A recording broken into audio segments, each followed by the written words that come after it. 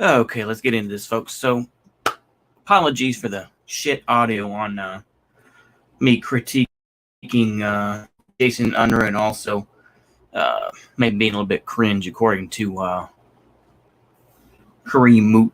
But whatever. I mean, I don't really apologize necessarily. I made my points. If you don't like them, okay, you don't have to. But I said what I said. I think I pretty much meant what I said and said what I meant. Anyway, let me talk about the spook who sat by the door. I had read a end couple of pages of spook who sat by the door, but I'll give you a brief synopsis, and I actually have a link in the description to the blaxploitation movie made of it, which is pretty fair from what I've read of the book in the movie. So basically, starts out talking about a Democratic politician who's giving this appeal of, oh, well, looking at re-election. And he's saying, oh, well, you're seen by whites as this, but black folks still don't want to vote for you and this and that. So this is what the PR person is saying. And ultimately, their result, what he's told by the PR person is, oh, why don't you allow black people into the CIA? So, cut the movie and cut to the story. So you have Dan Freeman. It's kind of like Huey Freeman, really, if you think about it. I think that's where it comes from. But Dan Freeman, along with who's more of a middle class, maybe slightly lower middle class type of brother who isn't really part of the system, doesn't really know the game, so to speak, as Public Enemy has said. He's with this other group of brothers who are kind of boule. And if you're black, you know what I mean by boule. But basically, if you're not, I'll explain. Boule is the type of brother who will go to college, and they're part of these fraternities and all that. And if you really get into the pro-black type of stuff, if you really get into that type, you'll find out a lot of these rich black folks, they don't like they're definitely part of the boule. They join fraternities, or sororities, and they get into the system, more and more. Look at people like I can't think of it. I can't think of their names, but who cares? I'll cut to the chase here. So basically, this Dan Freeman, big more of a black nationalist. So he, does his brief little time in the CIA. He goes back to the streets, and he starts recruiting people. He starts recruiting people in this gang called the Cobras. And basically, what they are going to do is they support black nationalism. And basically, they apart from some anti-white whites who also join, who are just saying, I hate white people, this and that. You'll see that in the movie too. This really, grungy dude. He's got the pencil mustache, and he's like, I hate white people, and he joins as well. Meanwhile, the feds are chasing him. He makes friends. One of the people that know about what he's doing and really support him is a black prostitute. And like I say, the feds are chasing him, and also this black cop who was good friends with him, but once he finds out, he ends up getting killed. So basically, what happens from there? Okay. What happens from there basically is we see rioting.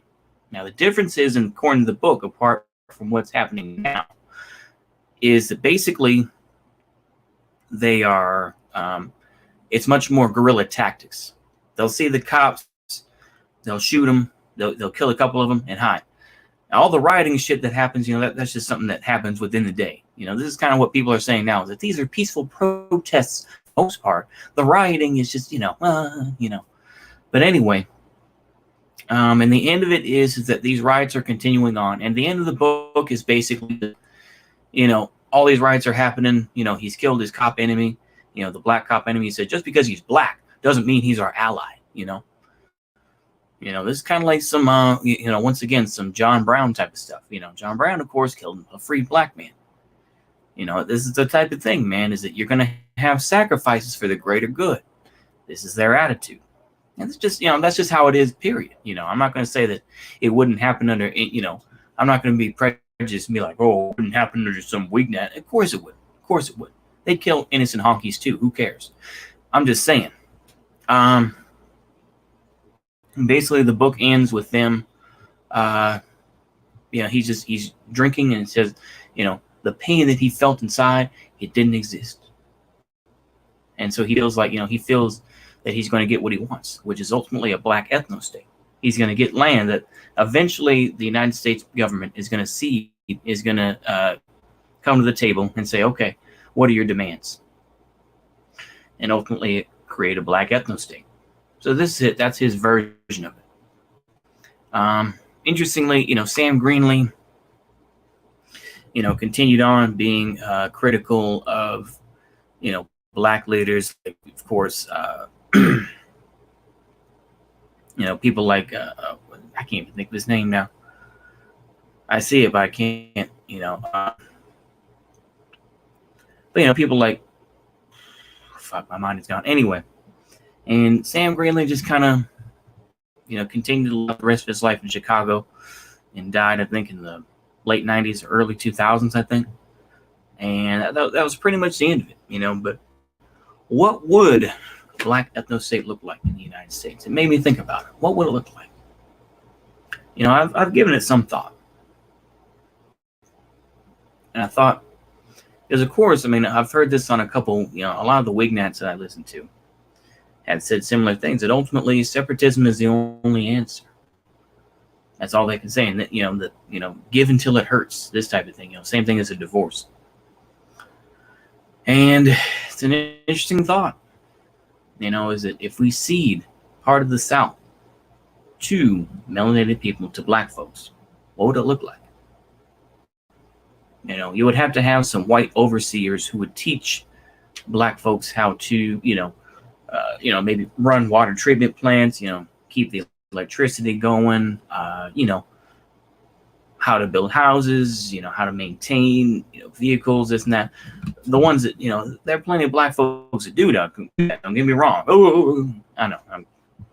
But, where does it go from there? You know what I mean? And I think that there can be a time where, they can set up their own government and they can set up ties with African nations, maybe, I don't know, Liberia may not be doing well, but they can set up with, maybe with South Africa, and they can, set up their own ties maybe with Cuba, and they can, continue to do business that way. And white folks, we can do business with China and Russia, maybe in like a Cascadia type of thing. I'll be honest with you. That's how I feel at this point. I've gone back and forth, like I say, and I've kind of larked about whatever type of thing, but I feel like that is the only way we can get through. I'm going to take the step they do. Yeah, I wish we wouldn't separate. Yeah, I wish the United States could find some sort of common ground, but I don't think it's going to happen, man. I really don't think it's going to happen. These BLM folks, as I've already said, they're compromised. These are folks that are making money. And I know Kareem Mook doesn't really agree with the fact that, corporate money goes against their ideals or whatever. All right, fine. Agree to disagree. I think, ultimately, if Black Lives Matter was really a thing, and, it's whatever to me at this point. It's like, okay, go ahead and leave, go ahead and create your own country. It has nothing to do with racism. It has nothing to do with superiority. It just has to do with, look, we don't get along. There's no, we're not going to try to recreate integration. We're not going to, integration isn't going to be recreated. You can't just put the genie back in the bottle and think, oh, well, we're going to do it better this time. No.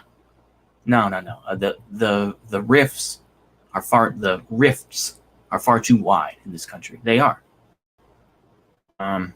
Feel free to disagree and say, oh, you're full of shit.